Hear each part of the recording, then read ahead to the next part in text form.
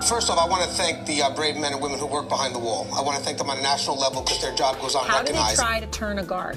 Well, correctional officer. Sorry, I apologize. But correctional officer. How you guys doing? It's Anthony Gangi, host of Tear Talk. I had a great question that came my way that's kind of got me thinking. So now that my comments are open again, guys, feel free to add on this one. I'm not going to give away the person that asked me this question, of course. I'm going to make sure I leave their name out of it. But it's a very unique question that pretty much, it just asks, can I tell my supervisor no when they ask me to do something that kind of may be in a violation of policy? So we're not talking about the obvious. We're not talking about something unethical or criminal. Maybe something that violates policy. And I've been doing a little research. I'm going to give my perspective. But again, I'm not the only perspective. This is not an easy answer. The question itself is extremely difficult. But I'm going to give a perspective, and this is why I haven't done a video in 2 days, because I was trying to really think this question out, make sure I give some answer that makes sense. So when we come back from our sponsors, the basic question is, can I tell my supervisor no for an order that violates policy? And again, we're not talking about something extreme. I'll explain an example when we come back from our sponsor and then get your thoughts. All right, guys, so if you haven't, the show Tear Talks for you brave men and women that work in corrections. So if you get a chance, subscribe, hit that bell. That bell's going to notify you every time I post up a video. And comment. Comments are up and running, which is great. I love the comments. I love, seeing what my community has to say. Share the videos. There's great content here. And guys, just stand by for our sponsors. When we come back, we'll try to answer this complicated question. Stand by. I wanted to attend a university that had an intelligence program. I wanted to look at problems different. I wanted to increase my critical thinking abilities. AMU offered those avenues to expand. Obtaining your degree as an adult, you're actually paying yourself and investing in yourself. You can't put a dollar on it. It's priceless. It's something that can never be taken away from you. American Military University. Learn from the leader. Thank you guys for listening to our sponsor. This is a very complicated question, and it's because a part of this question, the answer I got to give, I'm stuck on. And it's going to deal with writing the officer up for insubordination, and I could go both ways. I could really go both ways, and that's why this question is very complicated. But let's just highlight the scenario first. So we're not talking about an illegal order. An order like to assault an inmate or give something to an inmate that they're not supposed to have. That's an illegal order. So that answer would be easy. You could say no and justify the no. It's simple, right? I wish the question we got was that easy, but it's not. It's not that easy. But in this case here, we know the answer to that. If you said a no, it's justifiable. It's not only just a violation of policy, it's criminal. It's an illegal order. But now, in this case here, you have an officer who's not certified, and that kind of makes it tough. I hate that. The officers that they get the on-the-job training, but they have to wait to go to the academy, so there's certain jobs that they cannot do because they're not certified. And in this case here, this officer can't take account because they're not certified. And the supervisor, and this is in short because there's more to it than that, but this is the basics. And the supervisor is ordering this officer to do account. And the officer tells the supervisor, I'm not certified, I can't do this count, and he emails me to ask me if it's okay to tell his supervisor no.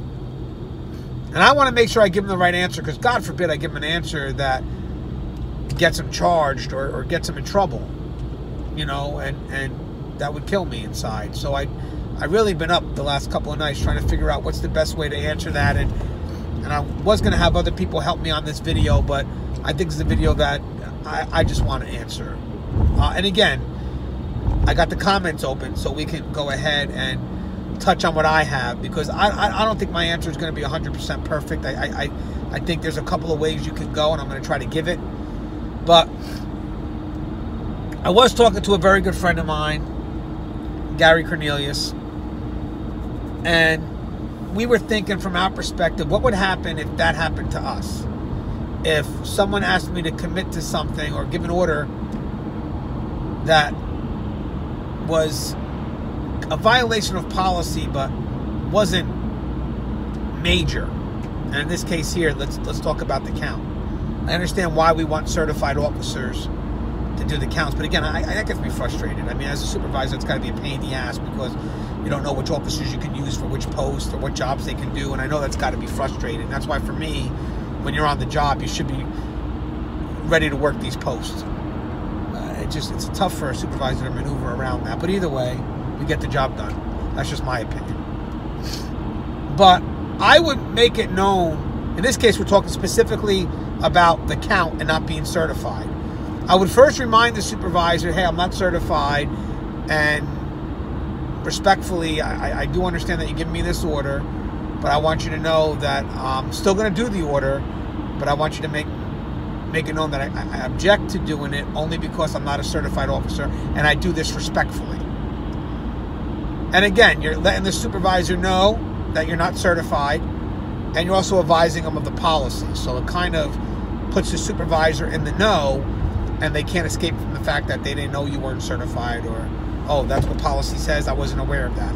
You made it known. Then I guess I would do the count. I would document the conversation I had with the supervisor. I would also document the fact that I did the count on the supervisor's order. It has to be known that somewhere that I was ordered to do the count. Just in case something hits the fan, and they start looking at me, I want them to make sure that I didn't just do this on my own, that I was ordered to do it.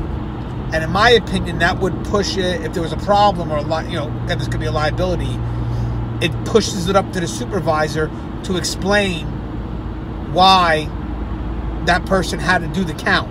Now, again, when you're a supervisor, you do have ways to maneuver around policy. It's operational effectiveness, if you will, to keep the orderly running, and that kind of gives us a little discretion. Again, not really to break, but to kind of maneuver. So, like, there was an emergent situation, and I needed you to take that count, I may be able to justify it because there was an emergent situation. Now, even though it was against policy, at that point there was an emergent situation, and for operational effectiveness or for the orderly run of the facility, I had to do it because maybe there was no one else that could do it. So I had to make a decision. And again, I'm sure there's other decisions I could have made, but at that point, this is just my example. Because at that point, knowing me, I'd probably, as a supervisor, I would have done the count. But either way, that's not going to help this person answer the question that they asked. So, and guys, this is going to be great dialogue for us. I'd like to get your thoughts.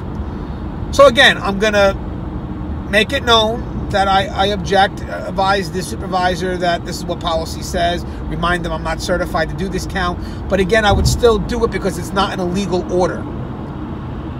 Now, the question, and the reason why this question is hard or why it's difficult is, if I turned it down, or if I said no, could the supervisor write me up for insubordination?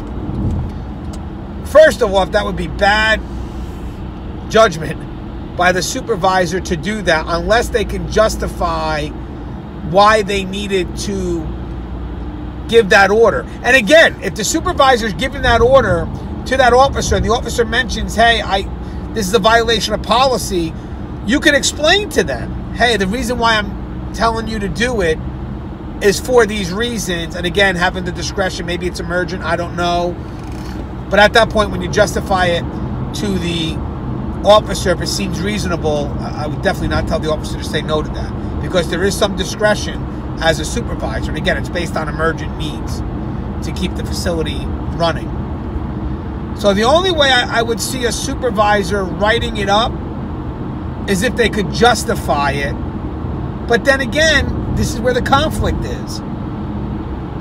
I could see somebody being resistant to it because it's a violation of policy. But then again, during cases of emergency, you don't really want to be insubordinate to a direct order. Again, it's not illegal. So that could hit you. That's where I don't know what answer to give this person, because if it's emergent and the sergeant or supervisor, they may have that discretion to order for you to do that count. Again, it's operational effectiveness, the orderly running of the facility. Now, if you refuse that order, even though you can explain that it was a violation of policy, it could still fall under insubordination, depending on where it goes in the hearing. That could be a serious insubordination charge because it's during an emergent situation.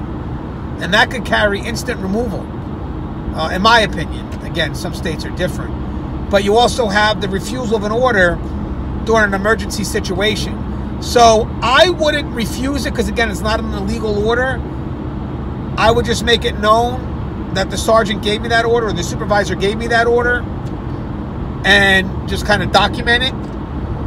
Let them know of my objection to that order, but still do the order. And I guess just see where the chips fall. I don't know if I would tell you to say no because, again, it's not illegal. I know it's a violation of policy, but sometimes supervisors have that discretion.